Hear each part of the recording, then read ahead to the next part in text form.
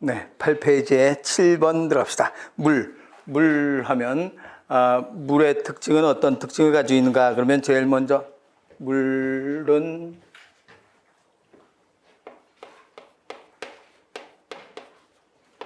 뭐가 있다? 극성이 있기 때문에 뭘로 작용하는가? 용매로 작용한다. 그래서 여러 가지 물질을 녹일 수 있다. 그래서 극성이 있어서 용매로 작용한다. 또 하나 무슨 결합을 하는가? 수소결합을 하기 때문에 제일 먼저 끓는 점이 높다. 끓는 점이 높고 또 뭐가 큰가? 비열이 크다. 하고 또 무슨 열도 큰가? 기화열이 크다. 그래서 비열이 크기 때문에 온도가 천천히 올라가는 거죠. 비열이 크다는 온도는 천천히 올라간다. 또 기화열이 크다는 소리는 기체로 변화하면서 열이 많이 나가니까 땀을 흘리면 기체로 날아가면서 내 몸에 열을 뺏어 나갔기 때문에 뭐 유지에 좋은가? 체온 유지. 그래서 비열과 기화열이 크기 때문에 체온 유지에 좋다라고 얘기하고, 또 물은 얼면 수소 결합이 끊어져요? 생기죠. 얼게 되면 수소 결합이 생기고, 녹으면 수소 결합이 끊어진다. 가열하면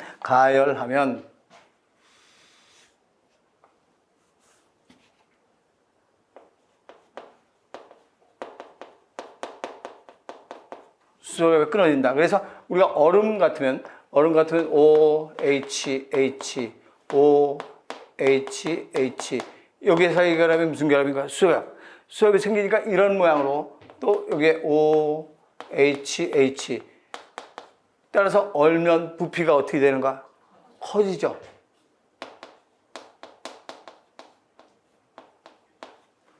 근데 가열하면 어떻게 되는가? 가열하면 수소가 끊어지니까 어떤 상태가 되는가? 그러면 OH 됐다가 뚝 끊어지니까 O가 가까워지는 거죠. 그래도 뚝 끊어지니까 O가 가까워지는 거죠. 이게 녹은 거지. 얼음이 되면 이렇게 되는데 녹으면 이렇게 된다.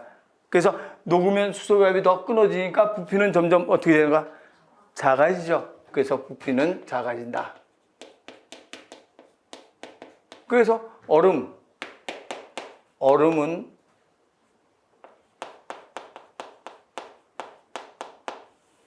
부피분의 질량이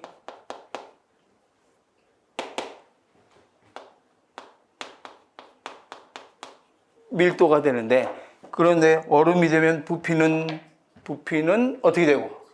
커지고, 질량은 변함이 없고, 그럼 밀도는 어떻게 되는가? 가벼워지죠. 그래서 얼음은 물 위에 뜨는 이유가 되는 거지. 그래서 얼음이 물 위에 뜨는 이유는 얼면 수소결합이 더 생기기 때문에 물 위에 뜨게 된다라고 얘기하는 거죠. 그래서 다른 건 얼면 부피가 더 쪼그라들거든요.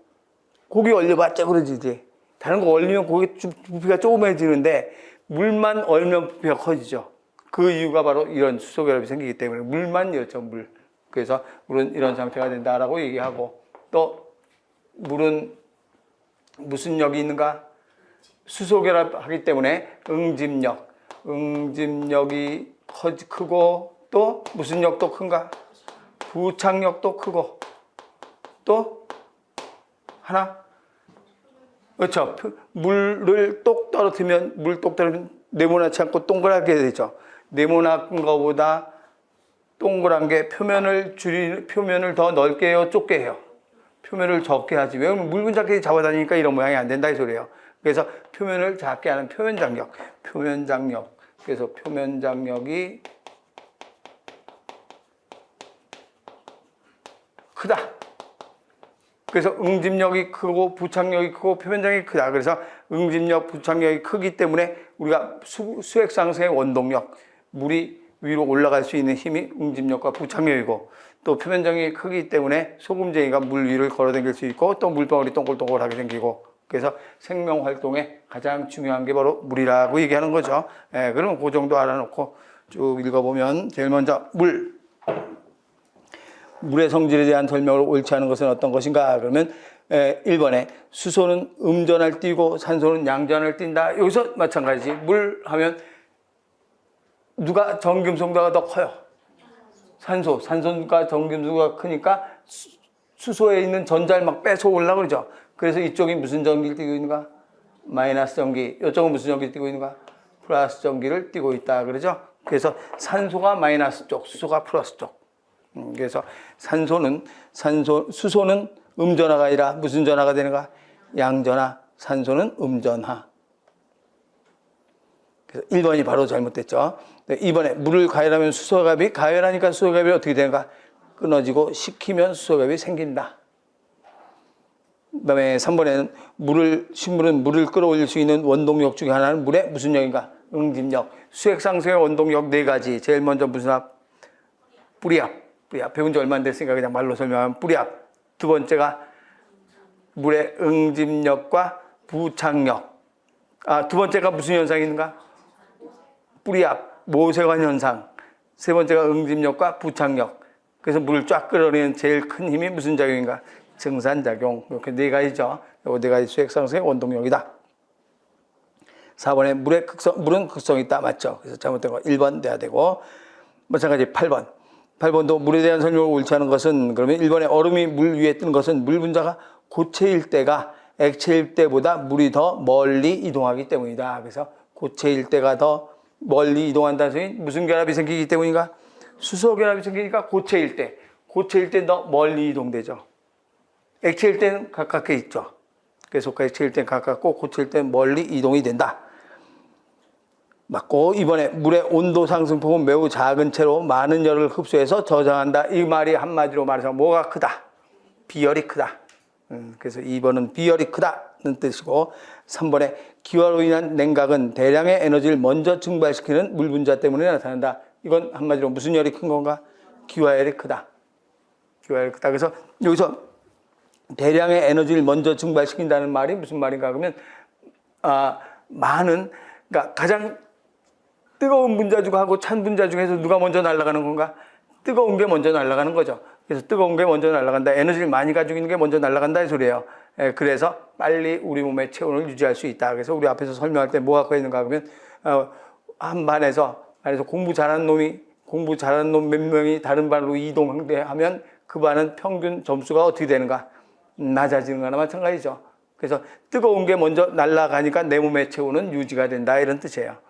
그래서 체온이 올라가는 걸 방지한다. 기화 냉각이라고 하죠. 이걸 기화 냉각. 그다음에 3번 물은 우리 몸의 일반적인 용매이다. 왜 그런가? 뭐가 있기 때문에? 극성이 있기 때문에. 그다음에 4번에 공유결합으로 인해서 물은 특별히 높은 표면 장력을 한다. 공유결합이 아니라 무슨 결합인가? 수소결합에 의해서 표면 장력, 표면을 작게 하려는 힘이죠. 가진다. 그래서 잘못된 거는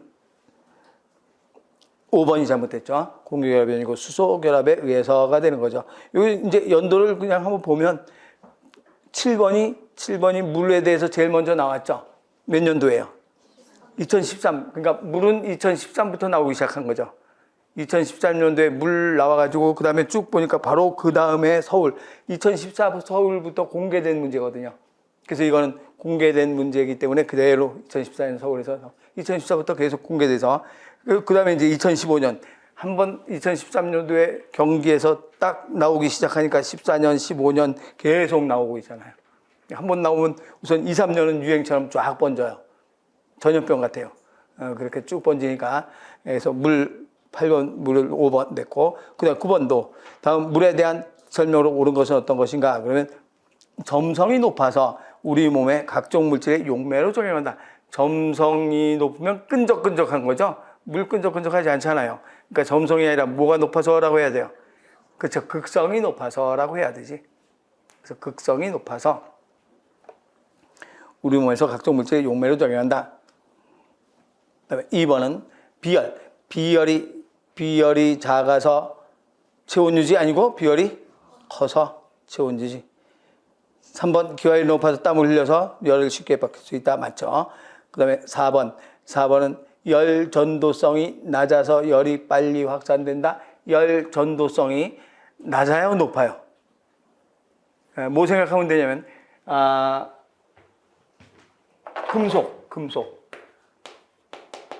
금속은 이렇게 돼 있을 때 여기에 알코올 램프를 올려놓고 가열해서 조금 있으면 여기 만져도 어때요? 금방 뜨거워져요. 열이 확 전도되니까. 근데 물은 금방 뜨거워지는 게 아니죠. 100도 정도 끓어야 되잖아요. 금속은 조금만 가열해도 여기 금방 뜨거워져요. 그리고 마찬가지 냄비에다 물 올려놓고 끓일 때도 물은 아직 안 끓는데 냄비는 뜨겁잖아. 열 전도성이 냄비 같은 게 더 높다는 소리죠.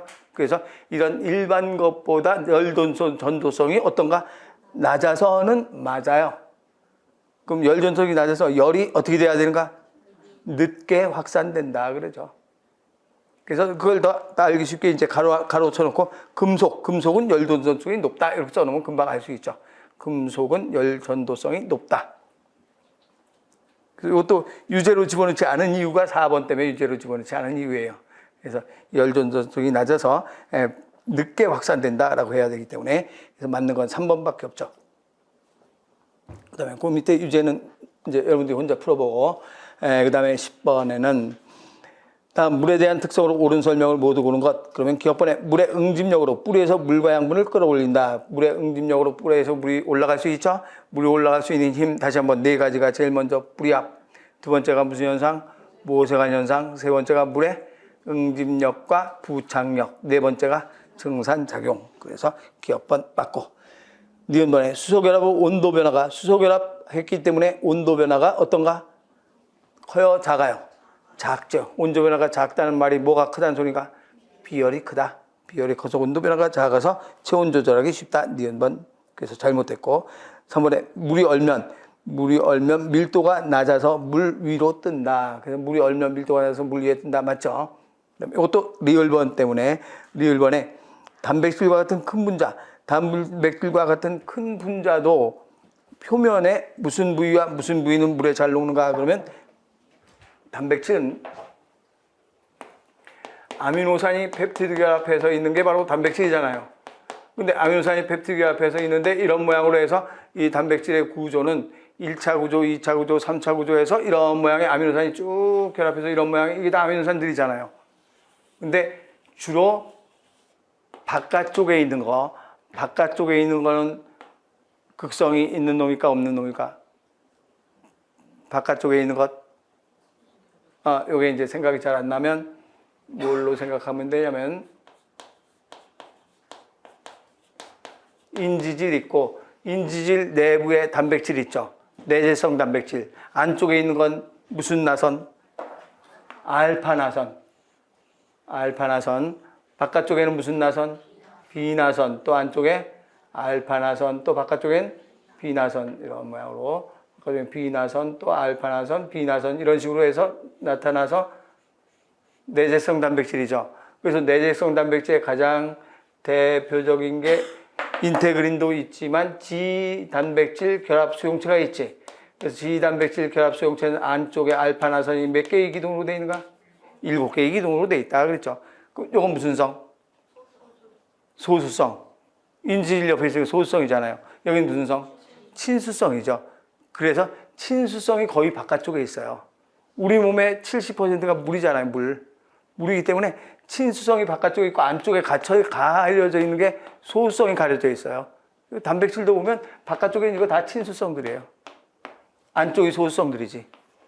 그래서 바깥쪽에 친수성이니까 무슨 성을 가지고 있는 건가? 극성. 그래서 이 바깥쪽은 비나선이면서 친수성이니까 무슨 성을 가지고 있는가? 극성을 가지고 있는 게 바깥쪽이죠. 안쪽은 뭐가 되는가? 나선이면서 알파나선이죠. 알파나선이면서 무슨 성인가? 소수성이니까 비극성이 되는 거죠. 비극성 비전화.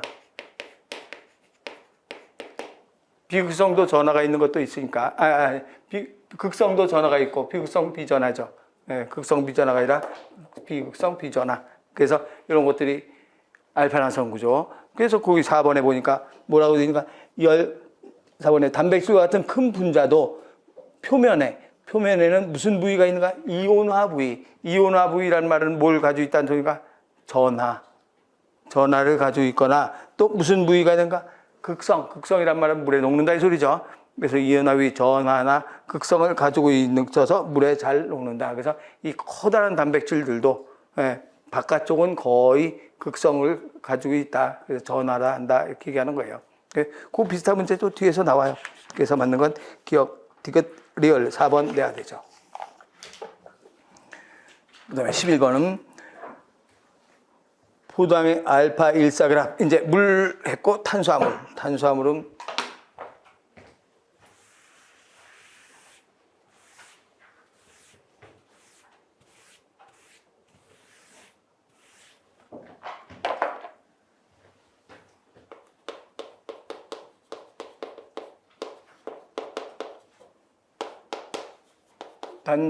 단당류에는 뭐 있는가 그러면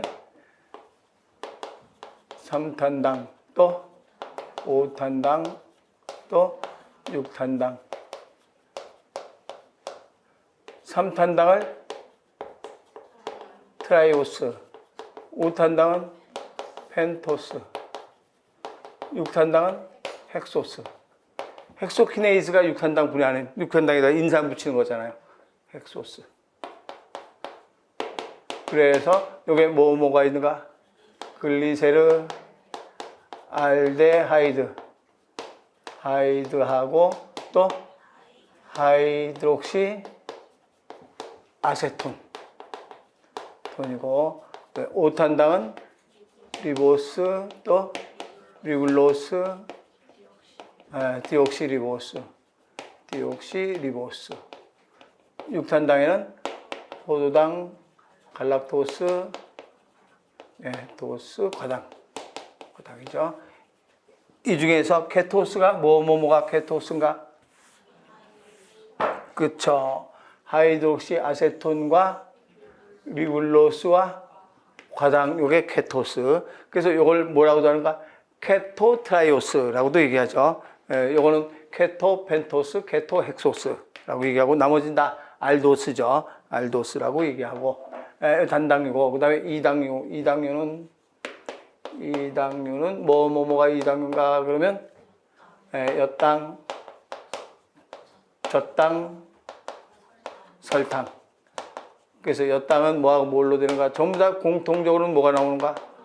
포당으로 나오고 엿당은 포당과 포당, 젖당은 포당과 갈락토스, 설탕은 포당과 과당이죠. 요 두 개의 결합이 무슨 결합인가? 글리코사이드 결합. 그래서 두 개의 결합은 글리코사이드 결합을 한다라고 했고, 다당류에는 알파 1, 4 결합한 다당류가 뭐하고 뭐가 되는가? 녹말하고 글리코젠인데 녹말 중에서 곁가지가 없는 녹말을 아밀로스, 곁가지를 가지고 있는 녹말이 아밀로펙틴은 곁가지가 있는 녹말이라고 했고, 그 다음에 글리코젠도 곁가지가 있죠. 그래서 요 둘은 곁가지가 뭘로 되어 있는 곁가지인가? 알파 16 곁가지는 알파 16. 어차피 알파 포당이니까 다 알파예요. 그리고 베타 1사 결합한 게 뭐하고 뭐가 되는가? 셀룰로스하고 키틴. 그래서 키틴은 2번 탄소에 OH 대신에 뭘 함유한 작용기 가지고 있는가? 질소를 함유한 작용기를 가지고 있는 게 바로 키틴이다 그랬죠. 이게 다당류가 되죠. 그래서 그거 한번 쭉 읽어보면 포당의 베타 1사니까 뭐 아니면 뭐가 되는가? 셀룰로즈 아니면 키틴인데 1사로 이루어졌으면 여기에 질소를 함유한 작용기가 포함되어 있는 다당류는 어떤 것인가? 그러면 바로 키틴이 되죠. 키틴. 근데 여기 이제 질소를 함유한 앞에다가 질소를 함유한 앞에다가 몇 번 탄소에 누구 대신?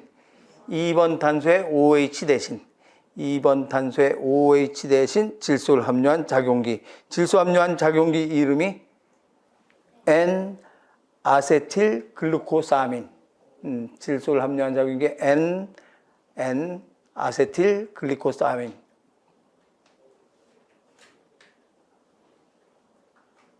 기억나죠? 맞나요? 질소 함유한 작용기가 N-아세틸 글루코사민이라는 작용기를 가지고 있다. 날개에 있어요, 날개. 그 키틴의 날개에 N-아세틸 글루코사민이라는 작용기를 가지고 있다. 그래서 키틴 5번 돼야 되고, 그다음에 22번은 탄수화물의 당류에 대한 설명으로 옳은 것은 어떤 것인가? 그러면 설탕은 몇 당류? 2당류. 그다음에 엿당은 포당과 포도당이죠. 엿당, 포당과 포당을 결합한 것. 그다음에 3번에 포당과 과당은 무슨 체가 되는가? 이성질체. 더 구체적으로 하면 무슨 이성질체인가? 구조 이성질체. 그래서 이렇게 선택지로 잠깐 나왔던 거예요. 그래서 구조 이성질체이다. 그다음에 그래서 3번은 맞죠. 네, 4번에 녹말의 단량체는 뭐가 되는가? 포도당이다 해야 되죠. 그래서 맞는 건 3번 돼야 되고, 그다음에 13번은 세포의 구성 성분 중에서 탄수화물에 대한 설명이다. 옳은 것을 모두 골라라 그랬어요. 그 기억번에 전분은 다른 말로 녹말, 글리코젠, 셀룰로즈와 같은 다당류는 모두 에너지 저장 성분이다. 누가 안 돼요? 셀룰로즈가 안 되죠. 셀룰로즈는 에너지를 전혀 낼 수가 없죠. 그리고 셀룰로즈는 우리 동물은 분해할 수 있어요, 없어요? 없죠. 베타일사이클 결합은 분해할 수가 없다. 그래서 전분과 글리코젠만 에너지가 되는데, 전분은 누구의 경우 에너지 저장 물질인가? 식물의 에너지 저장 물질 녹말. 감자, 고구마 녹말이죠. 근데 글리코젠은 누구의 에너지 저장 물질인가? 동물의 에너지 저장 물질. 그다음에 니은번엔 5탄당과 6탄당은 수용액 중에서 주로 열린 사슬 구조가 아니라 무슨 사슬 구조가 되는가? 닫힌 사슬 구조로 되어 있다. 그다음에 그래서 그 닫힌 사슬 구조 대략 볼 줄만 알면 되는데,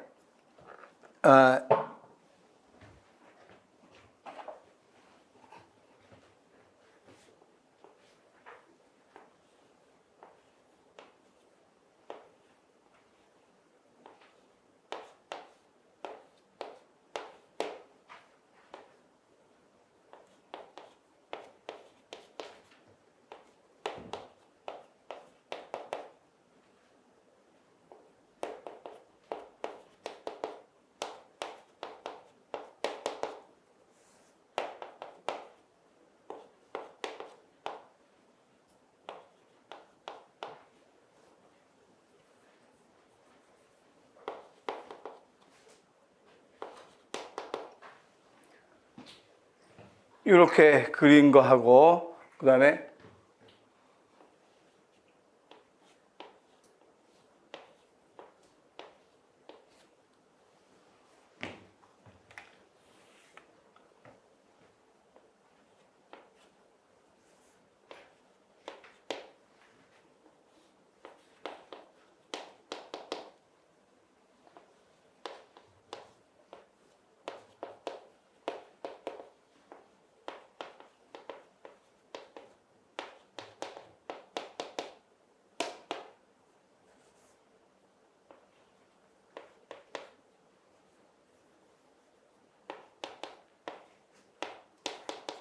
이렇게 그린 거 하고, 우선 탄소계수 시험은 몇 개예요? 6개죠. 이것도 탄소계수 시험보니까 셋, 넷, 다섯, 6개죠. 6개니까 둘 다 6탄당이에요. 6탄당인데 얘는 뭐 아니면 뭐가 되는가? 포도당 아니면 갈락토스예요. 포도당 아니면 갈락토스. 얘는 뭐가 되는가? 오각형으로 된 6탄당이 과당이에요. 그것만 볼 줄 알면 돼요. 포도당 아니면 갈락토스고 5탄당으로 된 과당이다. 5탄당이 오각형으로 된 과당이다. 그것만 볼 줄 알면 되고, 여러분들 그릴 줄은 몰라도 되고, 그냥 우리 책에 교재 있죠. 그래서 이렇게 보고 얘하고 위치가 바뀌면 얘가 OH고 얘가 H 이렇게 되면 얘가 무슨 포도당? 알파 포도당. 그래서 얘 둘 바뀌면 포도당은 베타 포도당이지. 그래서 베타 포도당은 여기가 OH고 여기가 H잖아요. 그래서 결합할 때 이렇게 결합한다 그랬지. 위아래 위아래 위아래 셀룰로즈 다당류인 셀룰로즈는 위아래 위아래 위아래 이렇게 결합하고 녹말은 그냥 이렇게 결합한다 그랬잖아요.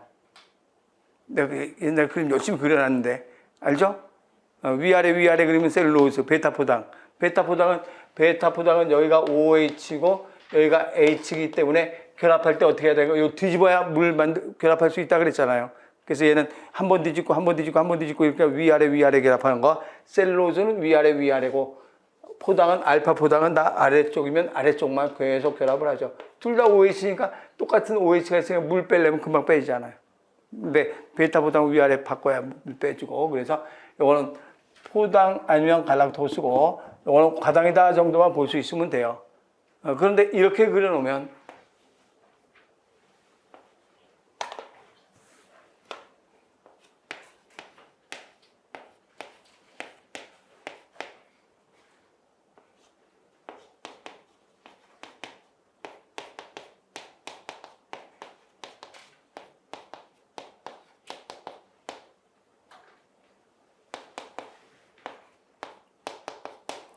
이렇게 그려면 하나, 둘, 셋, 넷, 다섯. 오탄당이네. 오탄당이니까 오탄당은 리보스, 리블로스, 디옥시리보스인데 리보스하고 리블로스는 구별을 못해요. 그림으로. 그러면 리보스와 디옥시리보스만 구별하면 되지. 그러면 이걸 뭐예요? 리보스. 이거 하나 없으면 디옥시리보스. 그렇게 구별을 하면 돼요. 볼 줄만 하면 돼. 그래서 이렇게 전부 다 무슨 구조로 되어 있는가? 고리 구조로 되어 있다. 그래서 5탄당과 6탄당은 고리 구조로 되어 있다. 3탄당은 고리 만들 수가 없어. 탄소 3개밖에 없기 때문에. 그래서 5탄당과 6탄당은 고리 구조를 다른 말로 무슨 구조라고도 하는가? 닫힌 구조로 되어 있다. 이렇게 얘기하는 거예요. 닫힌 구조, 고리 구조. 그래서 그게 5탄당과 6탄당은 수용액에서 주로 닫힌 사슬 구조를 취하고 있다. 그래서 니은도 틀렸고 D급번엔 단당인 중에서 제일 작은 분자는 3탄당으로 그리세르 알데하이드가 이에 속한다. 맞죠? 네, 전분, 글리코젠, 셀룰로즈는 모두 포당이 모여서 된 다당류이다. 맞죠? 그래서 맞는 건 디귿, 리얼 3번 돼야 되고. 그 다음에 14번은 셀룰로즈에 대한 내용으로 옳은 설명. 그러면 알파-1,4 글리코사이드 결합을 가진 포당 중합체이다. 알파-1,4 예요? 아니에요? 아니지. 뭐 1,4인가? 베타-1,4 글리코사이드 결합을 하고 있다. 그러니까 지구상에 가장 많은 유기화합물이다. 이건 우리 날개에 있죠. 여러분들 눈에 보이는 게 다 탄수화물이 셀룰로즈죠. 벽지라든가 지금 여러분들이 보고 있는 책이라든가 다 식물 셀룰로즈 갖고 만든 거잖아요. 책상도 마찬가지, 나무도 마찬가지다. 그래서 지구상에 가장 많은 유기화합물이다. 2번이 맞고 3번에 질소 작용기가 포함되어 있다. 요거는 뭐가 되는가? 키틴. 네. 어릴 때는 셀룰로즈 분해 요소를 갖지만 성장하면 줄어든다. 셀룰로즈 분해 요소는 어릴 때나 성장하나 모든 동물한테는 있어요, 없어요? 없죠. 그래서 누구한테 셀룰로즈 분해 효소가 있는가? 세균, 원생생물, 균류. 세균, 원생생물, 균류. 요게 셀룰로즈 분해가 있어서 세균이나 원생생물이나 균류는 흰개미하고도 뭐 할 수 있는가? 소하고도 공생한다. 소의 장 속에 살면서 셀룰로즈를 분해해서 주고 소의 장 속에 있는 음식물을 먹고 이렇게 해서 공생한다 그랬죠? 그래서 세균과 뭐 흰개미, 원생생물과 흰개미, 균류와 흰개미 공생한다. 그래서 소화할 수 있는 효소는 없다. 이렇게 돼야 되니까 잘못됐고 맞는 건 2번 돼야 되죠. 15번은 다당류에 관한 설명 중에서 옳은 것은 어떤 것인가? 그러면 녹말은 무슨 결합인가? 알파 글리코사이드 결합. 아밀로즈는 알파 16 격가지가 없다 그러죠. 누가 있는 건가? 아밀로펙틴과 글리코젠만 있지. 아밀로즈는 그냥 포당만 쫙 결합된 거잖아요. 격가지 없다. 잘못됐고 3번은 아밀로펙틴은 알파 1,4 결합만 하고 있다. 아밀로펙틴 요거죠. 아밀로펙탄은 알파 14 결합만 하고 있는 게 아니라 곁까지는 알파 뭐 결합하는가? 16. 그래서 곁까지는 알파 16 결합도 하고 있다. 결합만 하고 있다. 그랬으니까 틀렸어요. 그냥 알파 14 결합한다 그러면 맞는 건데 결합만 하고 있다. 아니죠. 아밀로펙틴이니까 곁까지가 있죠. 그래서 알파 16도 있다. 네, 글리코젠 이렇게 되어 있는 거죠. 글리코젠은 알파 14 결합도 하지만 곁가지로는 알파 16 결합을 하고 있다. 맞죠? 그래서 맞는 건 4번 돼야 되죠. 이게 이제 탄수화물이고 탄수화물이 하나 더 남았구나. 탄수화물의 가수분해 16번에 가수분해에서 5개의 포당 분자를 생성했다면 원중합체의 화학식으로 오른 것은 어떤 것인가? 그러면 포당 5개가 있다. 원중합체의 화학식으로 오른 것.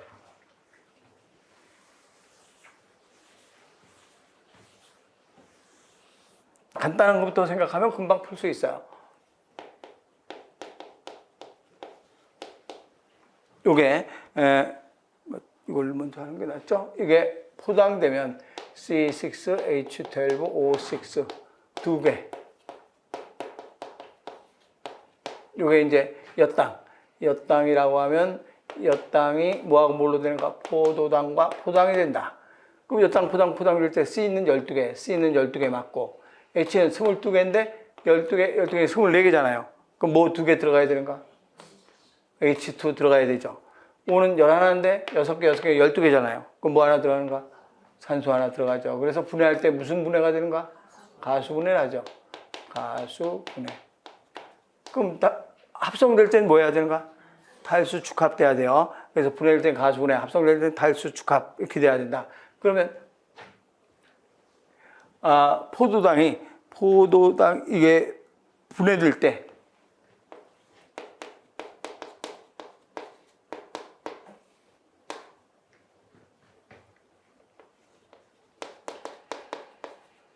곱하기 얼마예요?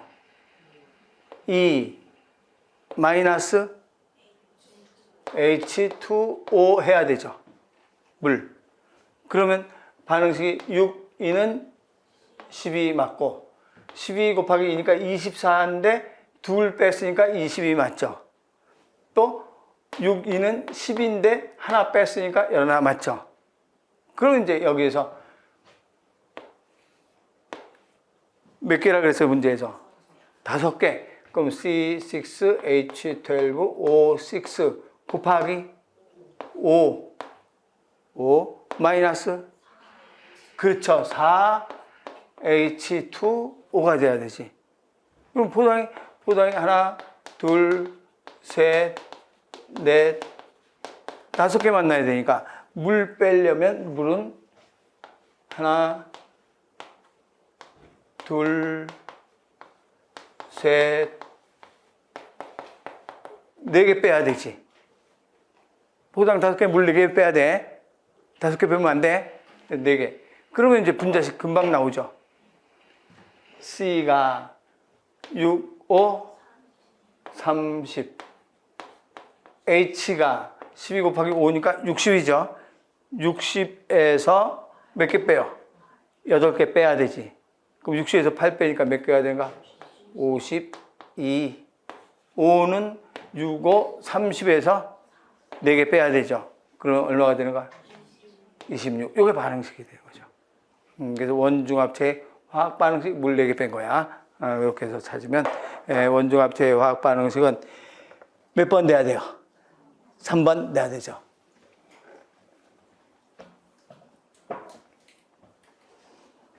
그다음에 이제 탄수화물 됐고 이제 지질.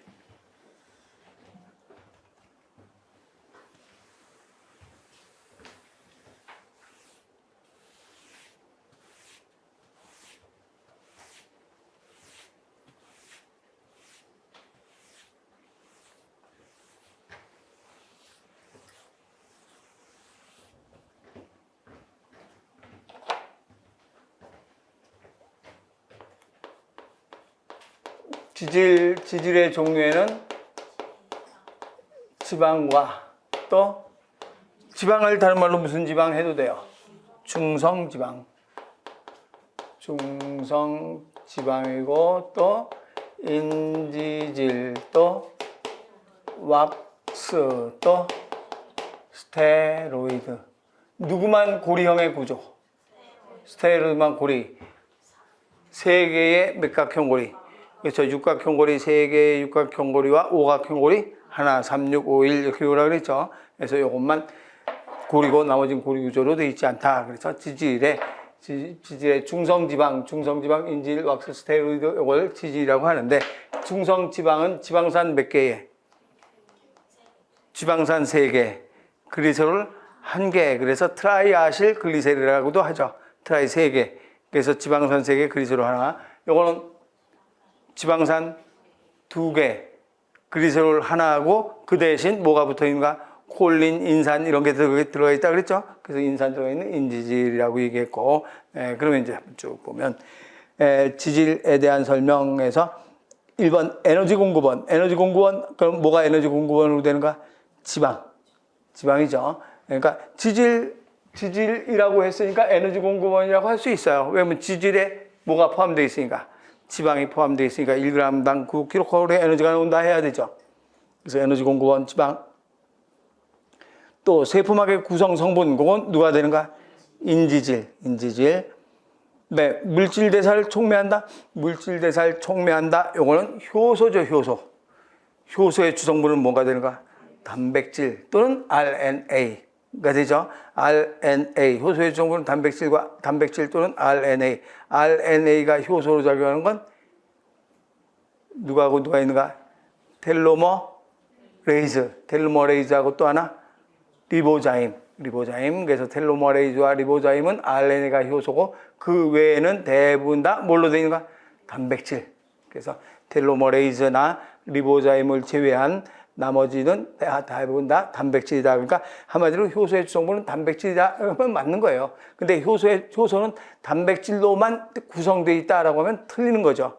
RNA도 있으니까. 그래서 물질대사를 촉매하는 건 효소. 그런데 지질은 물질대사를 촉매하는 효소에는 지질이 포함되지 않지. 그래서 3번이 잘못됐죠. 호르몬의 역할. 지질도 호르몬 역할을 할 수 있죠. 뭐가 되는가? 스테로이드 호르몬이 뭐하고 뭐가 되는가? 생식샘하고 부신거질과 생식샘, 스테로이드. 부신거질과 생식샘이 스테로이드다. 부신거질과 생식샘 스테로이드. 부신거질 호르몬이 뭐하고 뭐가 있었는가? 무기질 코르티코이드하고 무슨 질 코르티코이드가 있는가? 당질 코르티코이드. 무기질 다른 말로 알도스테론. 나트륨 제흡수 촉진이 하지 않고. 당질 코르티코이드는 다른 말로 코티졸이라. 그래서 이거는 단백질이나 지방을 당으로 만드는 것, 혈당량 증가시켜주는 거. 생식샘에는 뭐가 있는가? 안드로겐. 다른 말로 안드로겐 해도 되고, 테스토스테론. 그 다음에 이제 옆 호르몬 뭐가 되는가? 에스트로겐. 에스트라디올이라고도 해도 되죠. 에스트라디올. 그 다음에 프로제스테론. 이렇죠. 그래서 에스트라디올.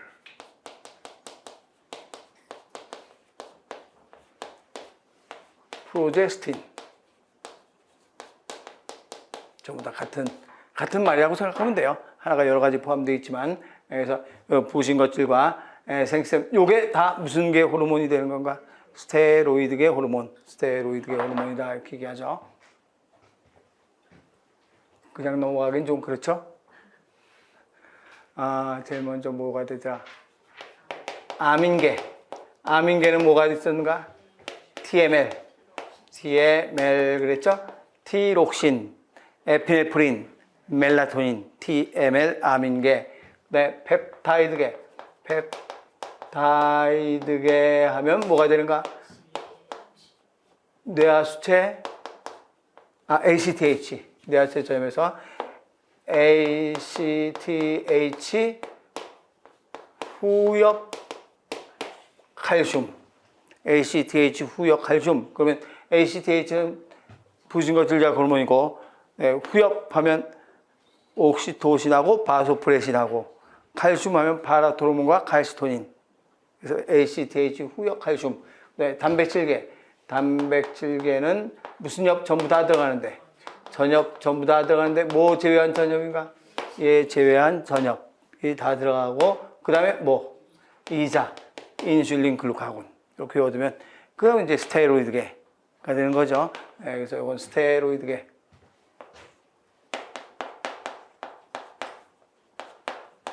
가 되고, 그래서 호르몬 되고. 그래서 지질 호르몬의 성분 역할을 한다. 그래서 맞는 말이죠.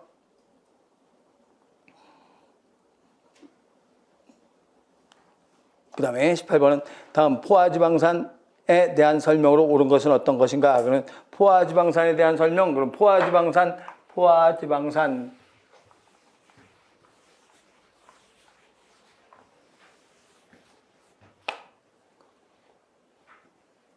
OH에 COC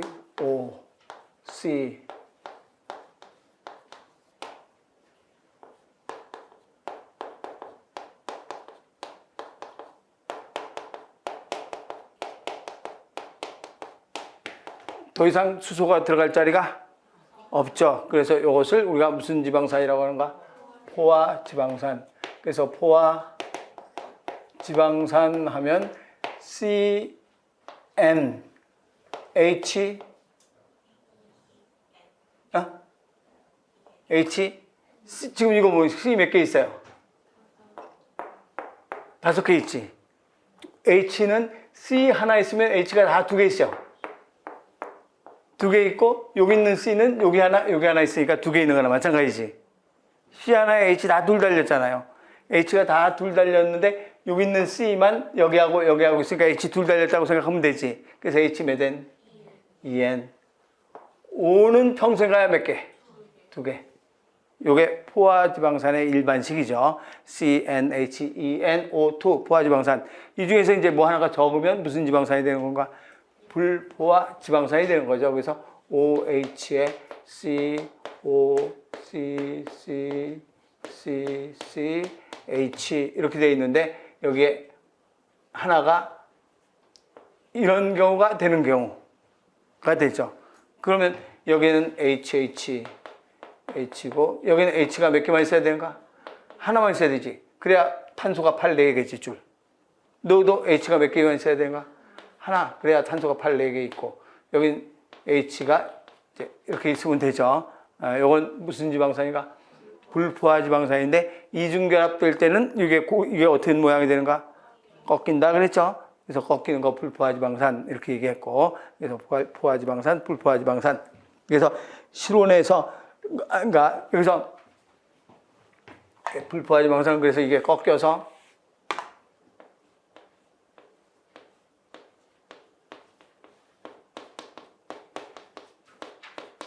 이런 모양의 불포화 지방산인데 이건 무슨 성? 불포화 지방산.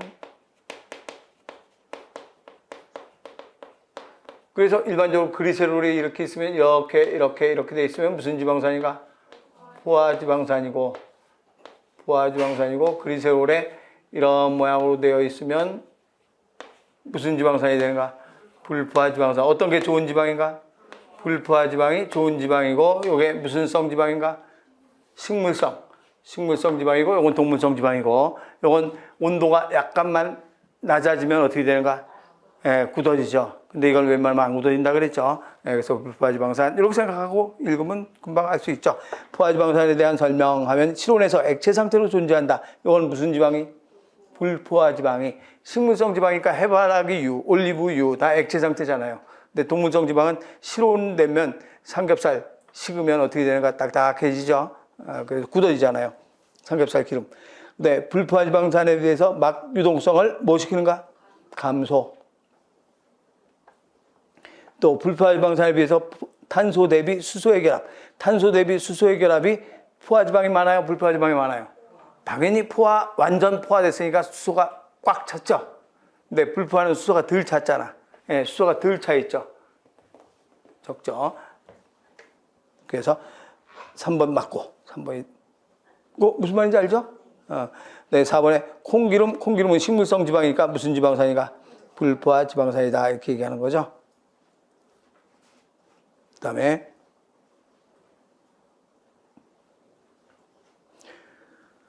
나온 김에 필수 지방산 외워야 되겠죠? 필수 지방산. 그럼 필수 지방산이 뭐가 필수 지방산인가? 리놀, 레산, 또 리놀, 렌산, 또 아라키톤산.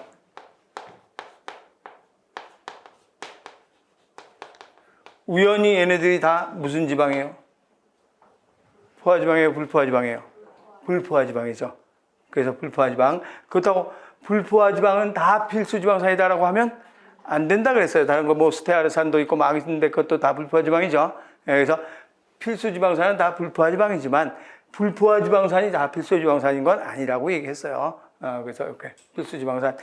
분자식 보면 금방 포화, 불포화는 금방 알 수 있죠. 리놀레산 같은 게 A18, H32, O2 여기 돼 있으면 눈으로 딱 보면 이거 불포화지방산 그렇게 알고 있으면 되지 분자식이 아니어도 돼요. 눈으로 보니까 C18면 H 몇 개가 돼야 되는데 원래 36개가 돼야 포화잖아요. 36개가 돼야 포화인데 서울 2개 그러니까 이건 불포화 금방 알 수 있죠. 그래서 포화지방산 따지고 그 다음에 19번은 지질에 대한 설명으로 옳은 것을 있는 대로 골라라 그랬어요. 그럼 지질은 트라이글리세리드의 중합체이다. 지질은 트라이글리세리드의 중합체이다 라고 되어 있는데 중합체란 말은 우리가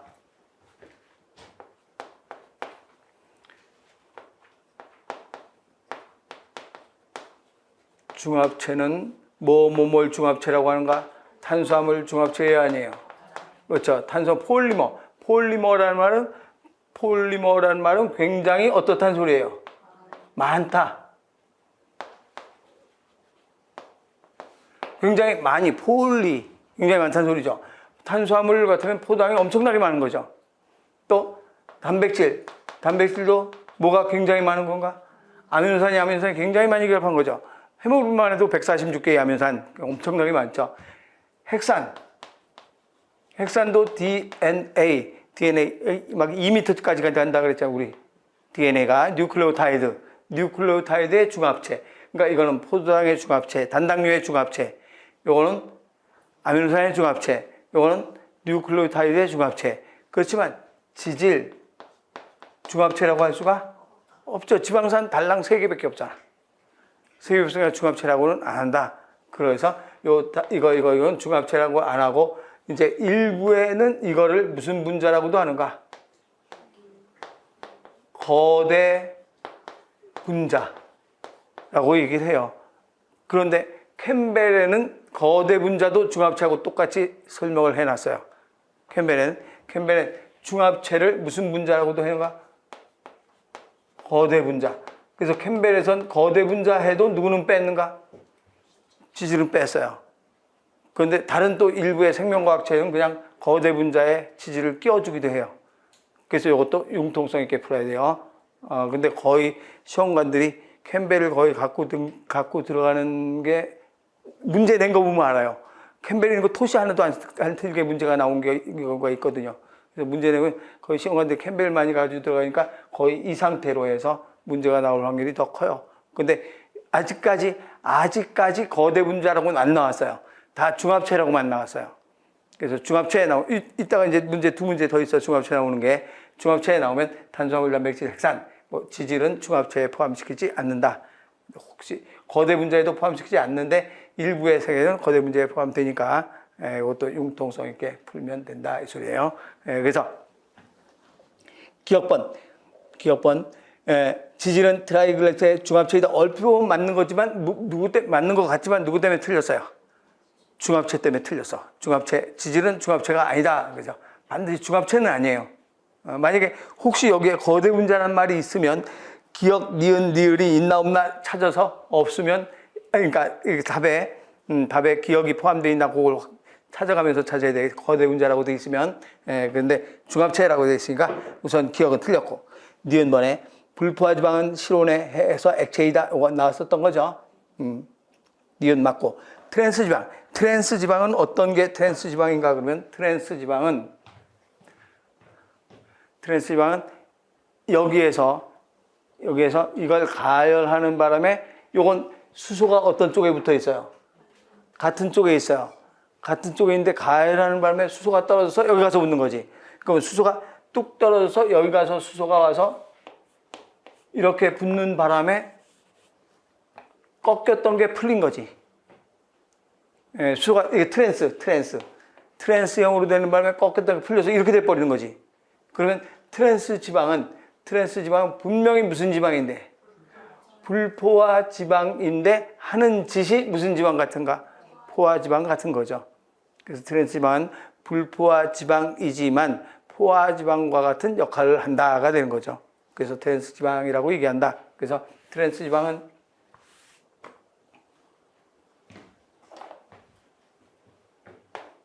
포화 지방은 LDL을 어떻게 해주는가? 나쁜 거니까 이걸 어떻게 해줘요? 높이죠. 그런데 트랜스 지방은 나쁜 지방의 단백질 높이면서 좋은 거를 어떻게 해주는가? 낮추게 되죠. 이건 HDL과는 상관이 없지만, 그래서 나쁜 건 더 높이고 좋은 건 더 낮추고 아주 나쁜 놈이지. 그래서 트랜스 지방이다 이렇게 얘기하는 거죠. 그래서 트랜스 지방은 무슨 지방인데 하는 짓이 무슨 지방이다. 불포화 지방인데 하는 짓이 포화 지방 짓을 한다 이렇게 얘기하는 게 바로 트랜스 지방이다 이렇게 얘기했죠. 그래서 뒷번에 트랜스 지방은 포화 지방이 아니라 불포화 지방. 그러니까 그 옆에다가 트랜스 지방, 불포화 지방의 옆에다가 불포화 지방이지만 꺾인 구조가 없다 이렇게 하면 금방 알 수 있죠. 불포화 지방이지만 꺾인 구조가 없다. 그럼 불포화 지방이지만 꺾인 구조가 없다는 소리 하는 짓이 포화 지방 노릇한다 이 소리예요. 그래서 불포화 지방이지만 꺾인 구조가 없다.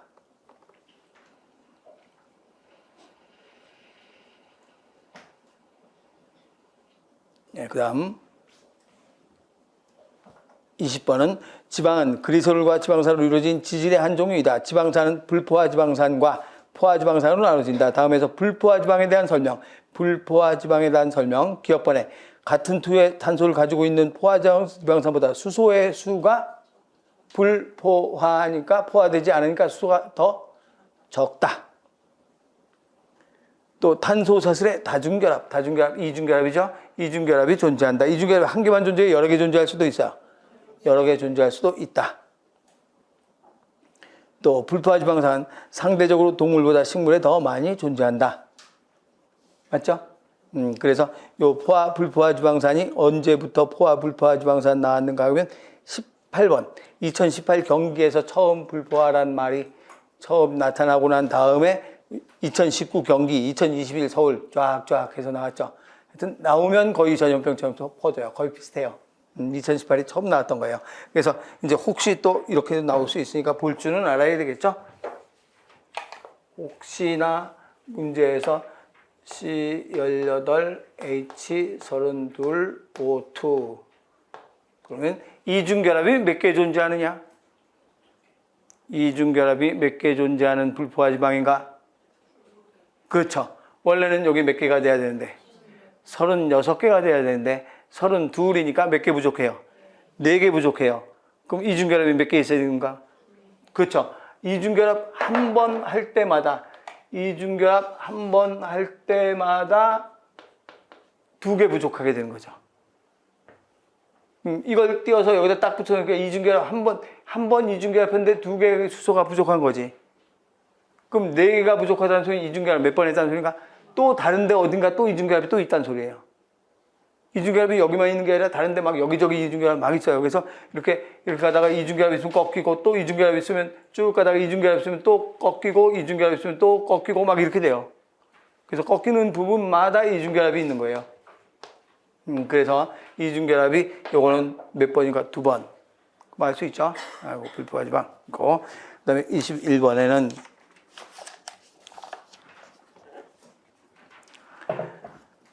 아래 두 아미노산의 R측기, 이제 아미노산이죠. 아미노산의 R측기. 그러면 아미노산 하면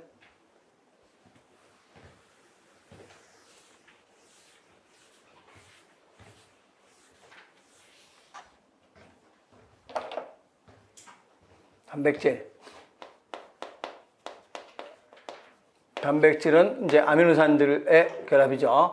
아미노산.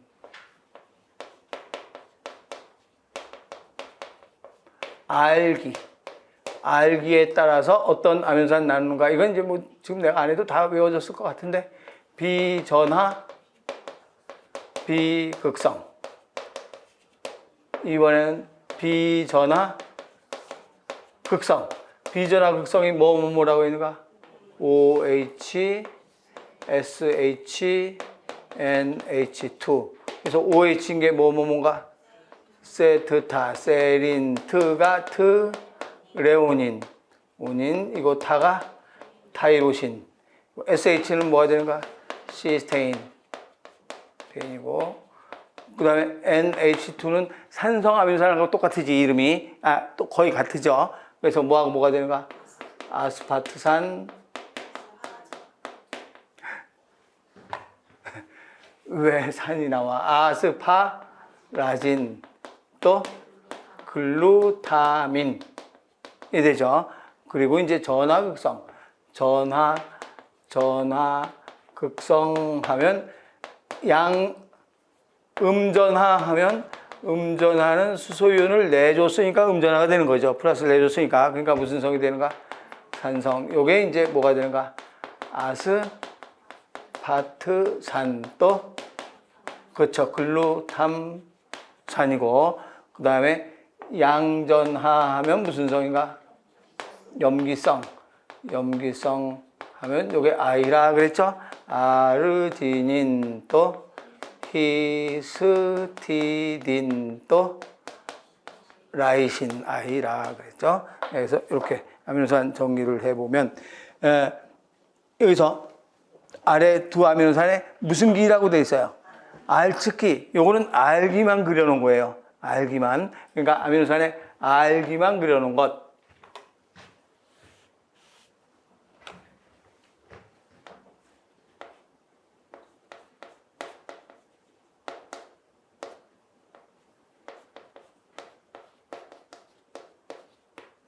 이거 갖고 무슨 양전화, 음전화 하는 거예요? 아니에요? 아니죠. 여기 위에 있는 무슨 기 갖고 따지는 건가? 알기. 그래서 요것만 거기에 그려놓은 거예요. 이것도 무슨 기만 따지는 건가? 알기만 따지는 거야, 알기만.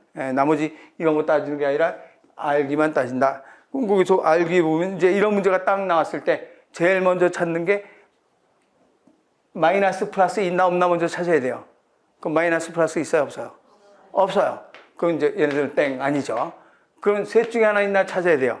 그럼 셋 중에 하나 있어요, 없어요? 있죠. NH2 있잖아요, NH2가 있으니까 금방 무슨 성인가? 비전하 극성이라는 게 금방 나오죠. 그래서 우선 플러스 마이너스 있나 찾아요. 플러스 마이너스 없어.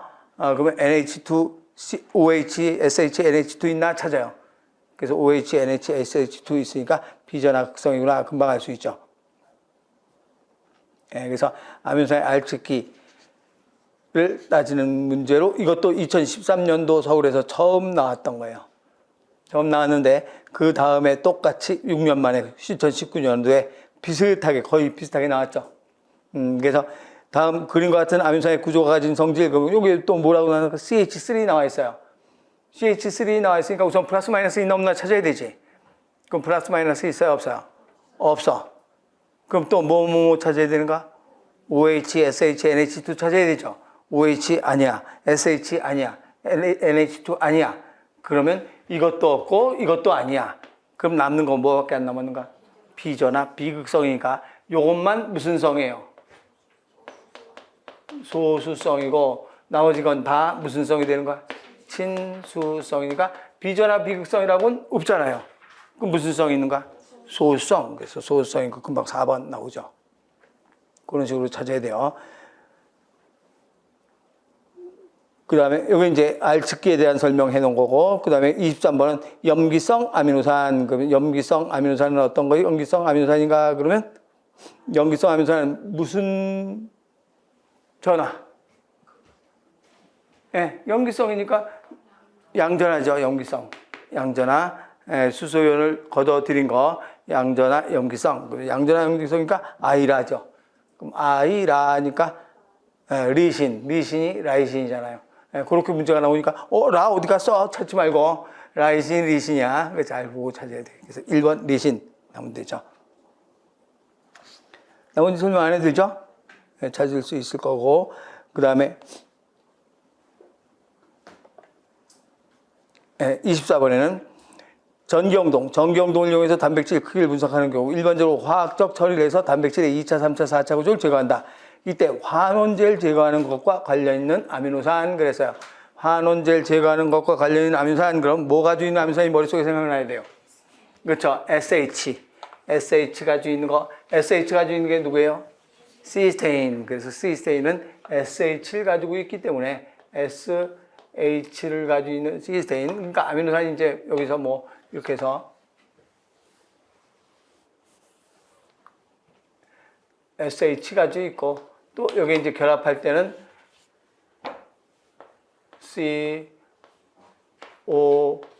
COOH이고 여기는 NH2가 있고 이제 쭉 결합을 하겠죠. 그래서 여기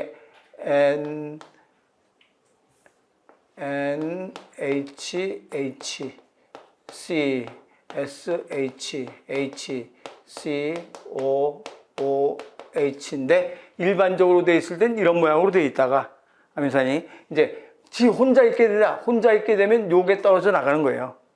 혼자 있으면 얘가 떨어져 나가면서 얘가 떨어져 나가니까 여기에 마이너스 붙게 되고 떨어져 나간 게 여기 와서 붙으니까 여기에 3가 이렇게 붙게 되는 거예요. 근데 다른 거랑 결합할 때 떨어져 나갈 때 다시 원식으로 돌아오는 거죠. 그래서 COOH 이런 모양으로 돼서 이제 얘랑 결합할 때 무슨 결합해야 되는가? 펩타이드 결합. 그럼 펩타이드 결합하면 펩타이드 결합이니까 탈수, 축과 물 빼야 되죠. 그래서 H2O 빼고 C와 N 결합하는 거예요. 그럼 이렇게 결합하면 요게 펩타이드 결합을 했죠. 그래서 아미노산의 펩타이드 결합도 하지만 시스테인끼리 만나면 얘랑도 결합할 수 있다 이 소리예요. 그럼 아미노산들이 여기 있는 시스테인과 멀리 있는 시스테인이 결합하게 되면 아미노산이 이렇게 막 휘잖아요.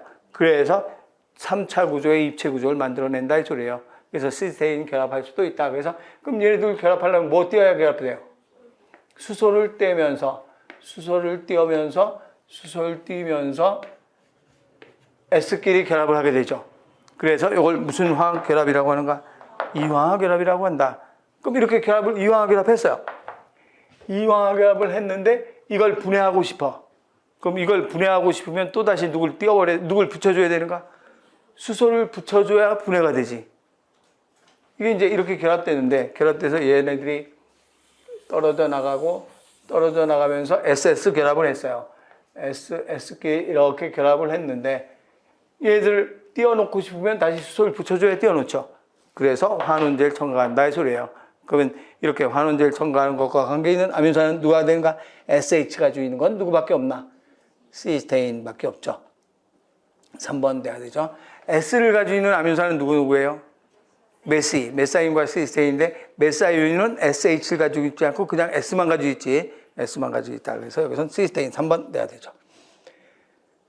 또 25번은 다음 단백질 중에서 단백질의 중합체이다. 다음 아미노산 중에서 벤젠고리 가지고 있는 방향족 아미노산 벤젠고리 하면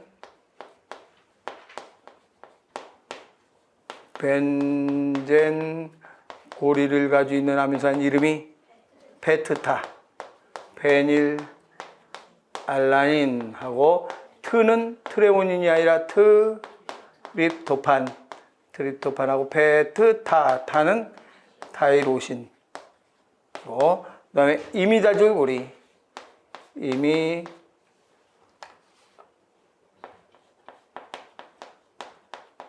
를 가진 게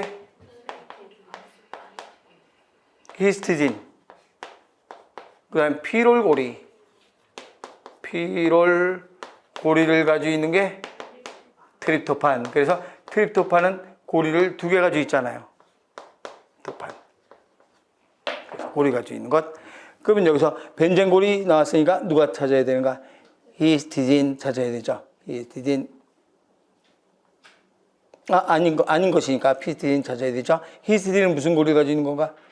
이밀라졸 고리.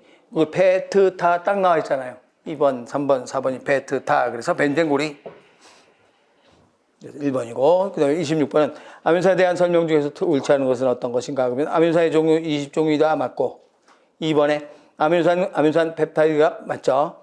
네, 모든 아미노산은 당연히 아미노기와 카복식을 가지고 있다. 맞고. 4번에 아미노산 베타 탄소를 갖는다. 아니죠. 무슨 탄소? 알파 탄소. 알파 탄소라는 무슨 탄소? 비대칭 탄소를 갖는다. 누구 빼고?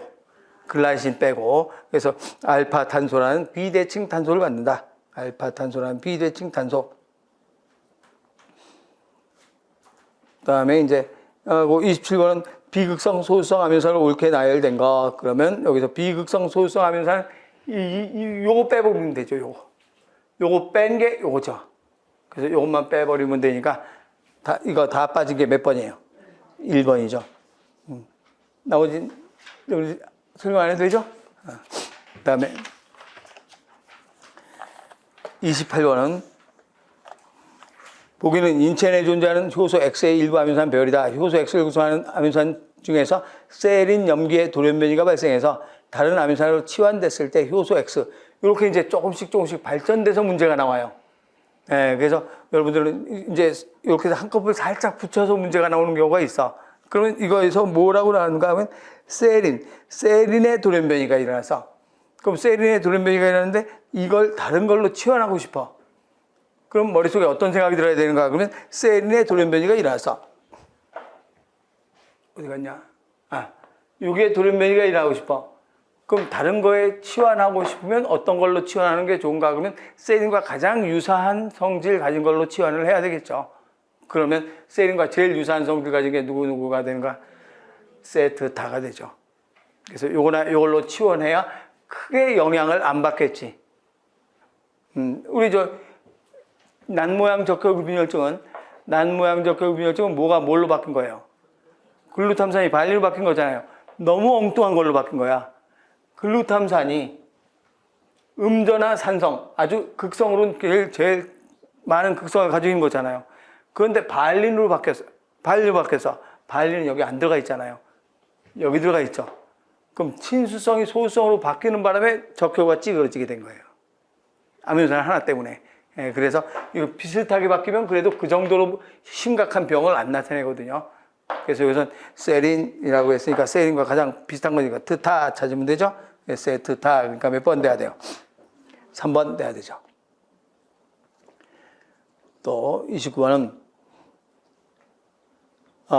어떤 단백질의 아미노산 조성을 조사할 때 특정 부위에 알라닌, 발린, 류신, 아이소류신, 플로린이 풍부해 있다 그랬어요. 이 부위에서 예상되는 특징으로 옳은 것은 어떤 것인가? 그래서 그럼 여기서 이때 이제 여러분들이 볼 때 알라닌, 발린, 류신, 아이소류신, 프롤린이 풍부하다 그랬으니까 요놈들의 특징을 봐야 되죠. 요놈들의 특징을 보니까 요렇게 많이 써놨는데도 이렇게 많이 써놨는데도 여기에 하나도 없어. 그러니까 몽땅 다 무슨 성인가? 비전한 두유성이에요. 하나도 없으니까. 네, 그렇게 해서 찾아내야 돼요. 아미노산 나오면 항상 아미노산 나오면 이 생각을 하고 문제 풀어야 돼요. 그러니까 헷갈리면 써놓고 그냥 푸는 게 제일 빠를 수도 있어. 써놓고 풀면 빠를 수도 있는데 안 써놓고 머릿속 막 생각 끄집어내려면 더 힘들 수도 있어. 여기 하나도 없어. 근데 이거야. 이거면 전부 다 비전화 부익성이겠죠. 그럼 얘네들은 다 어디가 있겠는가? 알파나선 속에 있겠죠. 비나선으로 이렇게 겉에는 안 나와 있을 거 아니에요. 알파나선 속에 뭉쳐있게 물실하니까 다 도망가 있겠죠. 그러면 가장자리에 있어요? 중심부에 있어요? 중심부에 있겠다 하는 생각이 딱 들어야 되죠. 그러면 1번에 이 부위는 단백질 아미노산 말단에 있으면 무슨 말단인데 N말단이나 C말단인데 바깥쪽으로 노출된 거 무슨 말단? N말단이 바깥쪽으로 노출되어 있다. 기억나죠? 그럼 N말단은 바깥쪽으로 노출되어 있으면 N말단은 거의 친수성이거든요. 바깥쪽이니까. 그래서 바늘가쪽으로 노출되어 있다. 친수성이니까 아닐 것이다 라고 하고, 그 다음에 2부의 아미노산 때문에 단백질은 친수성은 당연히 아니죠. 3번에 2부에는 다른 단백질과 결합하는 부위, 다른 단백질과 결합하는 것, 다른 단백질과 결합하는 것, 아미노산은 다 결합을 하죠. 그래서 이거하고는 관계없고, 4번에 2부위는 수용액 속에서, 수용액이라고 되어 있죠. 물 속에서 전체 단백질 구조에 어느 쪽에 있겠는가? 안쪽으로 숨어 들어가 있겠죠. 친수성이 아니기 때문에. 그래서 4번 돼야 되고, 30번엔 다음 아미노산 중에서 필수 아미노산이 아닌 것은 어떤 것인가? 그러면 필수 아미노산 하면 메트리스 발배 그랬지? 발배. 그래서 메가 뭐가 되는가? 메사이오닌, 그 다음에 트가 트리토판, 트레오닌,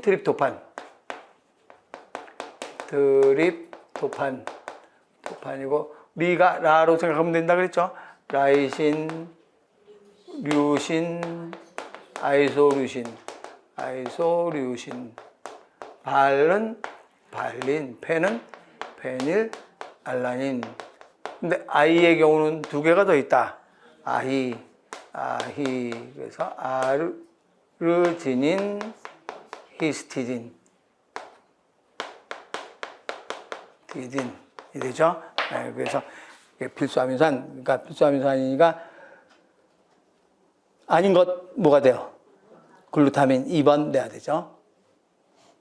그 다음에 31번은 다음 어느 폴리펩타이드의 구조식을 나타낸 것이다. 이에 대한 설명을 옳지 않은 것은 어떤 것인가? 그래서 이제 폴리펩타이드인데 여기서 보니까 아미노산 몇 개예요? 그렇죠. 아미노산 몇 개냐? 그럼 알기만 치면 돼요. 알기가 제일 앞에 있는 알기가 CH2OH 있고, 두 번째는 벤젠골이 가지고 있는 알기가 있고, 세 번째는 시스테인이네. 그죠? SH 있으니까. 네 번째는 CH2CH2COOH 있죠? 그럼 알기가 4개니까 아미노산 4개예요. 그럼 알기가 4개면 아미노산 4개. 아미노산 4개니까 펩타이드가 몇 번? 3번. 물 빠진 것도 3개. 금방 알 수 있죠? 그러면 여기서 1번에 펩타이드 결합수는 3개이다. 1번 맞고, 2번에 기억은 아미노기. 그래서 기억이 무슨 말단 되는 건가? 아미노 말단. 그 니은은 카복식이니까 니은 쪽이 무슨 말단인가? 카복시 말단. 네 종류의 아미노산이 다 알기가 4개니까 네 종류의 아미노산 맞죠? 그런데 이럴 때 조심해야 돼. 만약에 제일 앞에 게 OH로가 안 나오고 제일 앞에 게 이렇게 나와 있어. 그럼 몇 종류라고 해야 돼요? 3종류라고 해야 돼. 개수는 4개지만 종류가 중복됐잖아. 무슨 말인지 알죠? 요게 누군데? 요게 시스테인인데 세 번째 것도 시스테인 있잖아요. 그러니까 얘는 한 종류지. 한 종류죠. 그래서 개수는 4개지만 이렇게 똑같은 게 2개 겹쳐 있으면 3종류라고 해야 돼. 알겠죠? 개수는 4개지만 종류 볼 땐 잘 보고 보라 이 소리예요. 같은 거 있나 없나 잘 봐야 돼. 같은 거 있어요, 없어요? 없으니까 그냥 4종류 맞네. 그 소화효소에서 분해되면 세 분자의 물이 생성된다. 이게 분해되면 얘가 분해됐어. 지금 아미노산 몇 개가 결합해 있는 거예요? 2개. 1층 같은 경우 아미노산 2개가 결합해 있으면 이걸 분해하면 물이 들어가요, 빠져요? 물이 들어가야 되지. 그러면 세 분자의 물이 생성된다가 아니라 세 분자의 물이 뭐 된다라고 해야 되는가? 첨가된다. 가수분해니까. 그래서 분해되면 세 분자의 물이 첨가된다라고 해야 돼요. 가수분해. 할 수 있죠? 항상 가수분해 탈수축합 이렇게 기억하고 있으면 돼요. 탈수금면 생성되겠지. 탈수라면 생성되지만 가수라면 들어가야 돼. 그래서 세 분자의 물이 첨가 들어가야 된다. 그래서 4번이 잘못됐고. 그다음에 32번은 펩타이드 결합을 이루는 작용기. 펩타이드 결합은 여기하고 여기 사이에서 펩타이드 결합하죠. 그럼 펩타이드 결합하는 작용기는 뭐하고? 카복식이하고 무슨 기가 되는가? 아미노기 사이에서 펩타이드 결합을 한다. 카복식이끼리 펩타이드 결합한다 그러면 돼야 안 돼요? 안 돼. 아미노기끼리도 안 돼. 아미노기와 카복식이. 그래서 몇 번 돼야 되는가? 2번 돼야 되죠. 예, 이게 이제 펩타이드까지 했고, 이제 33번부터가 단백질의 구조. 예, 조금 쉬었다가 단백질의 구조 해 나갑시다.